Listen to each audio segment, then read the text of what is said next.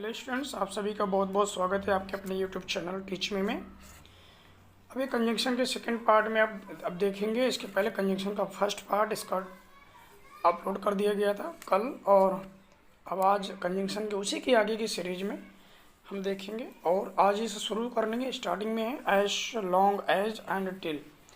इन दोनों के अर्थ को देखें तो सेम अर्थ है, तब या जब तक। तो इन दोनों के सेंस में अब इनका यूज कैसे कहाँ पर करना है उनको ध्यान से देखते हैं। तो आइए शुरू करते हैं। यहाँ पर फोकस करेंगे इनकी टेबल पर। पहले as long as and till, इन दोनों की जब मीनिंग की बात करें तो दोनों का मीनिंग सेम है, तब या जब तक।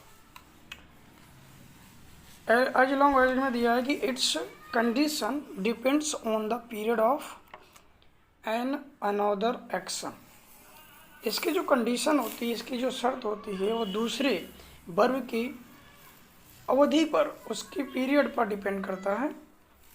और टिल में है it's action depends on a certain time. और टिल का जो होता है, हम एक निश्चित समय के लिए,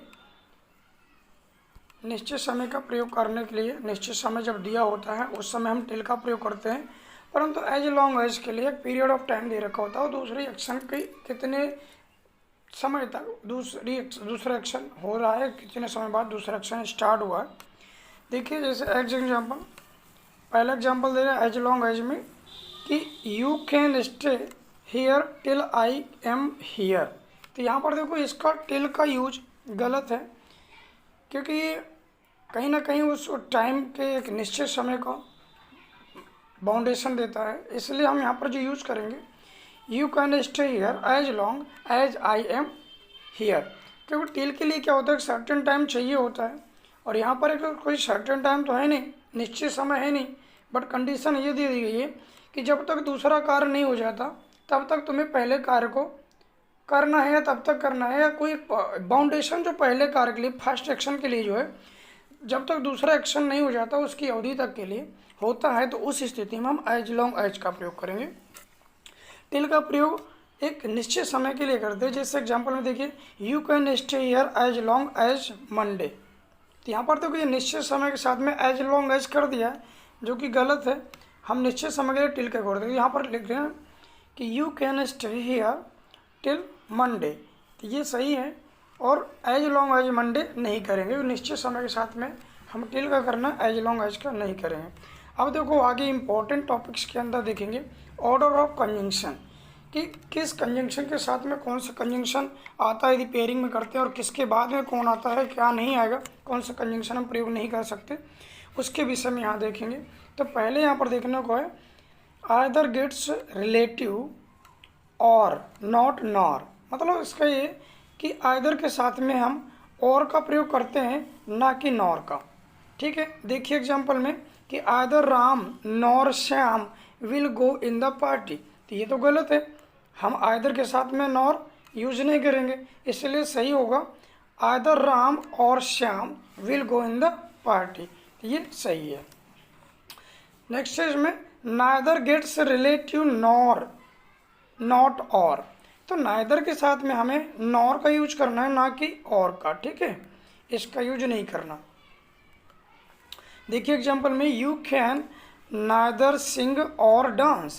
तो ये गलत है, और होगा नहीं यहाँ पर, इसलिए अगला इसका सही यूज है कि you can neither sing nor dance. ना तो तुम गा सकते हो, ना ही डांस कर सकते हो, नृत्य कर सकते हो। नेक्स्ट नंबर है not either. Not either gets relative और नॉट नॉर।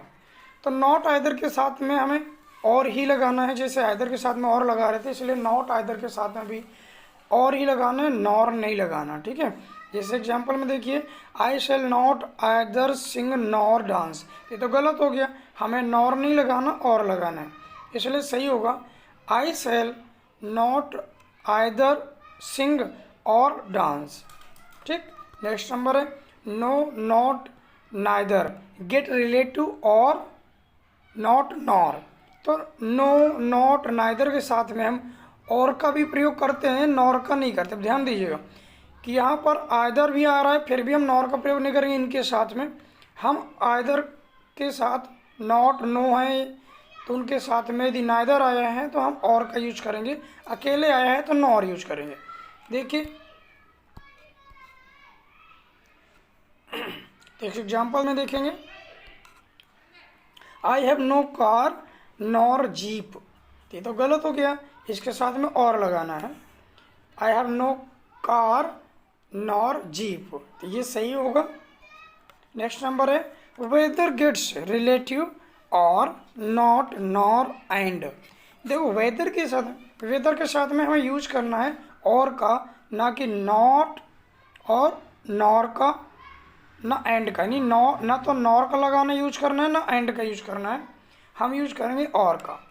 ठीक है, जैसे I don't know whether he will go and stay today, ये तो गलत हो गया, एंड हमें यूज नहीं करना, इसलिए सही होगा I don't know whether he will go और स्टे टूडे, कि मुझे नहीं पता कि वह आज जाएगा या रुकेगा। ठीक है, तो इस तरीके से ध्यान देना है। नेक्स्ट नंबर है seldom or never used, not seldom और ईवर। यानी मतलब ये कि सेल्डम और नेवर यूज होता है, सेल्डम और ईवर यूज नहीं होगा। ठीक है, तो इसको ध्यान देना है कि सेल्डम के साथ में और के बाद में ईवर नहीं, नेवर यूज करेंगे। देखिए आई हैव सेल्डम और ईवर, तो ये गलत हो गया, ईवर ना करके हम नेवर करेंगे। Ever the invited the Taj, तो ऐसा ना करके हम लिखेंगे I have seldom or never the invited the visited the Taj. Next number है seldom if ever is used, seldom if ever is used, not seldom if never. अब देखो सेल्डम इफ आया गया है दीदी, तो इफ के बाद में ईवर यूज कर सकते हैं, परंतु सेल्डम के बाद में और आया है तो हम वहाँ पर ईवर ना यूज करेंगे, उसमें नेवर ही करना पड़ेगा। और यदि सेल्डम के बाद में इफ का यूज हुआ है तो इफ के बाद में ईवर यूज करना है, नेवर नहीं करेंगे। एग्जाम्पल देखिए, have you seldom if never visited the Taj, तो ये तो गलत हो गया, हमें लगाना है have you seldom if ever visited the Taj, तो ये सही रहेगा। नेक्स्ट है विदाउट और ever is used, not without or never. यानी विदाउट और ईवर का यूज होता है, बट विदाउट नॉर नेवर का यूज नहीं होता। विदाउट और ईवर हो जाएगा, बट विदाउट और नेवर का यूज नहीं होगा। देखिए कि have you without or never visited the ताज, ये तो गलत हो गया, और के बाद में हम विदाउट के साथ में ईवर लगाना है, इसलिए सही होगा हैव यू विदाउट और ever visited the Taj. Next number है both gets relative and not as well as यानी और। यानी बोथ के साथ में हम उसके बाद में यदि रिलेटिव लगाते हैं तो एंड का प्रयोग करते हैं, ना कि एज वेल एज का और नहीं और का। देखिए example, he speaks both Hindi as well as English, तो ये तो गलत हो गया है, हमें बोथ के साथ में एज वेल एज यूज नहीं करना, हमें ना ही और यूज करना है, हमें एंड यूज करना है। He speaks both Hindi and English, ये सही होगा। ठीक, next number between gets relative and not as well as nor और। तो पर बिटवीन के साथ में जो आगे रिलेटिव आएगा वो एंड आएगा, ना कि एज वेल एज और ना ही और। देखिए एग्जाम्पल में I was sitting between Mohan as well as Sohan, ये तो गलत है, सही होगा I was sitting between Mohan and Sohan, ये सही आंसर करेक्शन होगा। नेक्स्ट नंबर इसमें दे रखा है reason gets relative why not that, यानी रीजन के साथ में हम वाई का यूज करते हैं, दैट का यूज नहीं करेंगे। देखिए इसका example, this is the reason that he does not attend the class, तो यहाँ पर तो दैट लगा दिया है, रीजन की बाद में हमें दैट नहीं लगाना, हम वहाँ पर वाई का यूज करेंगे। देखिए सही होगा इसका, this is the reason why he does not attend the class, कि यही वो कारण है जिससे उसने क्लास अटेंड नहीं करता। ठीक है, तो इसको ध्यान देना है कि हमें रीजन के बाद में दैट नहीं वाई यूज करना है। नेक्स्ट है डाउट या doubtful matter gets relative whether not if, यानी डाउट अब इसके पहले भी बताया गया था उसके नेक्स्ट यानी लास्ट वीडियो में कि हमें डाउट या डाउटफुल वाले मैटर्स में हमें रिलेटिव के रूप में वेदर यूज करना है, इफ का यूज नहीं करना। ठीक है, जैसे I have doubt if he will join the party, तो गलत हो गया। ये सही होगा I have doubt whether he will join the party. Next number है as gets relative as not so, as gets relative as, यानी एज के बाद में हम एज ही रिलेटिव यूज करते हैं, एज के बाद में सो का यूज नहीं करेंगे। तो ठीक है, जैसे लिखा Ram is as smart so Shyam, तो गलत हो गया। Ram is as smart as Shyam, ये सही होगा। इस तरीके से इनका यूज करनी है, एज के बाद में सो नहीं यूज करेंगे, एज ही यूज करना है। Next number so gets relative as not so, यानी सो के बाद में हमें एज लगाना है ना कि सो। ठीक है, जैसे Ram is not so smart so Shyam, तो ये गलत हो गया, सो के बाद हमें एज यूज करना है, इसलिए ये गलत है। नेक्स्ट नंबर इसका देखना सही है कि Ram is not so smart as Shyam, यानी राम इतना स्मार्ट नहीं है जितना कि श्याम है, इस तरीके से सही हो जाएगा। नेक्स्ट नंबर देखते हैं,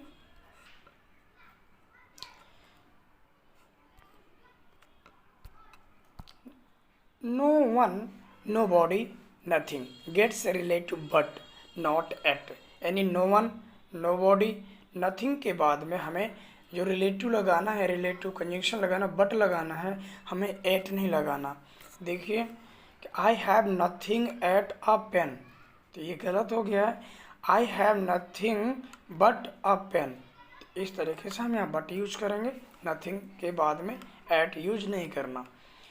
थ्रो ऑल दो एज दो इवन दो एक्सेट्रा, इन सबके बाद में क्या करना है, रिलेटिव जो आएगा एट आएगा, बट नहीं आएगा, ध्यान दीजिएगा। थ्रो ऑल दो एज दो इवन दो एक्सेट्रा के बाद में हमें रिलेटिव जो यूज करना है एट यूज करना है, बट यूज नहीं करना। एग्जाम्पल देखिए, though he is laborious but he cannot qualify the exam, ये तो गलत हो गया है, हमें बट नहीं यूज करके ऐड करना है। ऑल दो यानी though he is laborious yet he cannot qualify the exam, तो ये सही यूज है। तो इनको ध्यान देना है, ये विशेष वर्ड हैं जिनके बाद में रिलेटिव जो कंजंक्शन आता है तो एट आएगा, बट नहीं आएगा। Next number no only gets relative but also not and also at also, यानी no only gets relative but also, यानी नो या ओनली के साथ में जो हम यूज करते हैं हम बट ऑल्सो यूज करते हैं।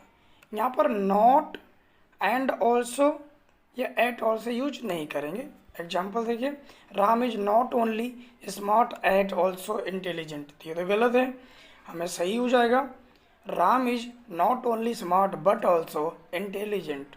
ठीक है, इस चीज़ को ध्यान देना है, बट ऑल्सो यूज करेंगे नॉट ओनली के साथ में, हम नॉट एंड ऑल्सो या एट ऑल्सो यूज नहीं करते। No sooner gets relative than not when या बिफोर, यानी नो सूनर के बाद में हमें रिलेटिव कंजंक्शन जो लगाते हैं देन लगाते हैं, हम व्हेन का या बिफोर का यूज नहीं करते हैं। देखिए example, Ram is no sooner did he play cricket when Raju came, ये गलत यूज है, तो यहाँ पर सही यूज होगा Ram is no sooner did he play cricket then Raju came. तो हमें नो सूनर के बाद में देन कंजंक्शन यूज करना है, व्हेन का यूज या फिर ये नॉट व्हेन का या बिफोर का यूज, यानी व्हेन का या बिफोर का यूज ना करेंगे।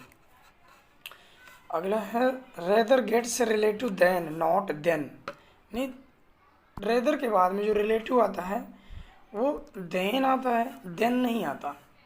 देखिए एग्जाम्पल में I have nothing rather than a pen, तो इधर गलत है, इसका यूज होगा I have nothing rather than a pen. Next number hardly scarcely and barely get relative when before not than और देन, यानी हार्डली स्कैर्सली या बेयरली, इनके बाद में जो कंजंक्शन लगाना है वो व्हेन या बिफोर लगाना है। हम देन या देन का यूज नहीं करेंगे। देखिए अभी नोट और ध्यान देना है कि इसमें ध्यान देना है कि इनके तुरंत बाद पास्ट टेंस का इंट्रोगेटिव सेंटेंस होना चाहिए, स्ट्रक्चर होना चाहिए। इनके बाद में हार्डली, स्केशली या बेयरली के बाद में जस्ट तुरंत इंट्रोगेटिव पास्ट टेंस का इंट्रोगेटिव सेंटेंस से स्टार्ट होता है हमेशा। देखिए hardly, had I gone there then, तो यहाँ पर देखो देन आ गया है, देन और देन का यूज ना करके व्हेन या बिफोर यूज करते हैं। Then they left the room, तो ये गलत है, सही होगा यहाँ पर hardly had I gone there when they left the room, तो ये सही है। अब देखिए some special form of conjunction, conjunction के कुछ विशिष्ट रूप हैं, उनको देखते हैं। इसमें ध्यान देना है कि यदि, if, when, as soon as long as के तहत कंडीशन का भाव दर्शाया जाए तो इनमें देन अथवा देन नहीं आता। इनके बाद यदि इनसे कंडीशन की बात की जाए तो इनके बाद में हमें देन या देन का यूज नहीं करना है। इसमें ध्यान देना मीन चीज, कंडीशन यदि और लागू की जा रही है, कंडीशन का सेंस दे रहा हो तो। देखिए example, when he comes then you will go, तो यहाँ पर देन जो यूज है तो कंडीशन के आधार पर हम यहाँ पर देन या देन का यूज नहीं करेंगे। ये when he comes you will go, तो बिना कंजंक्शन के ये यूज हो जाएंगे जब कंडीशन की कई सेंस में यूज किए जा रहे हैं तब। अगला ध्यान देना है कि यदि इफ या as if, it is high time या दो, ऑल दो, एज दो, even though, I wish etcetera के तहत इमेजिनेशन का भाव व्यक्त हो तो इनके तुरंत बाद आने वाला सब्जेक्ट वर या V2 होना चाहिए। सब्जेक्ट फिर उसके बाद वर या V2 इन वर्ब की सेकेंड फॉर्म होनी चाहिए। I wish, I were a word, तो ये जब कब हो, जब ये कंडीशन की बात कर रहा हो, इमेजिनेशन हो रही हो, कंडीशनल में इमेजिनेशन की बात कर रहे हो, तो उसमें हमेशा ध्यान देना है हमें सब्जेक्ट के साथ में वर या V2 के सेकेंड फॉर्म यानी V2 लगाते हैं, वर्ब की सेकेंड फॉर्म यूज करते हैं, इसको ध्यान देना है। नेक्स्ट नंबर,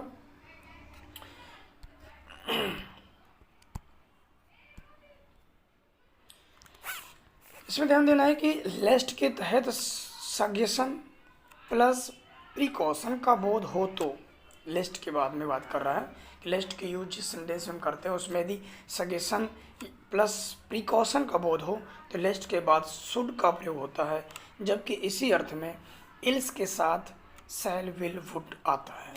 देखिए रन